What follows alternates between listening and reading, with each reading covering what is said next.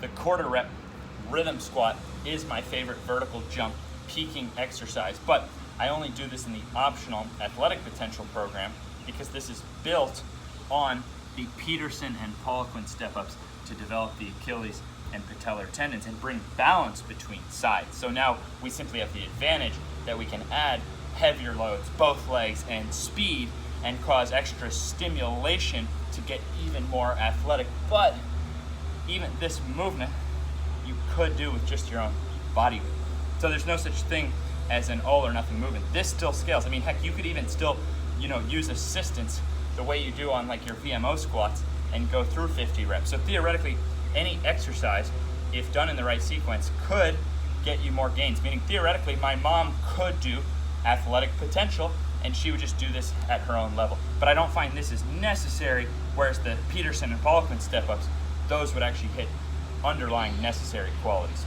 Now, if you're going to do this, I would still first do your 5 minutes of ROKP, and I would definitely send in your last set from a diagonal from side angle. On your first set of 50, I allow up to half your body weight. And all you have to think about in your mind is very simple. Get your knees over your toes. I don't really care how much, just think knees over toes in a position you feel stable and strong, and then explode and extend your ankles. And then try to get that in a rhythm. We have 3 factors here: the knees going over the toes, the ankles extending, and then the speed. So you're working on those 3 factors, and this should create a rhythmic squat. So in your first set, up to half your body weight. For males, up to 40% for females. Do your 50 reps, then rest 2 minutes. Then up to body weight for males, 80% for females for 50 reps, then a 2-minute break. And finally, 3 sets of up to 150% of your weight for 50 reps, 120% for females. Now, why would I limit at 150%? Well, I've trained some of the world's highest jumpers, some of those bulletproof knees. I haven't found that we need more than that amount of weight because of those 3 factors. So within a given set, I could think on every rep, I could think more knees over toe, more knees over toe, more knees over toe, more, and that would create a challenge for 50 reps. Or I could think higher, higher, higher.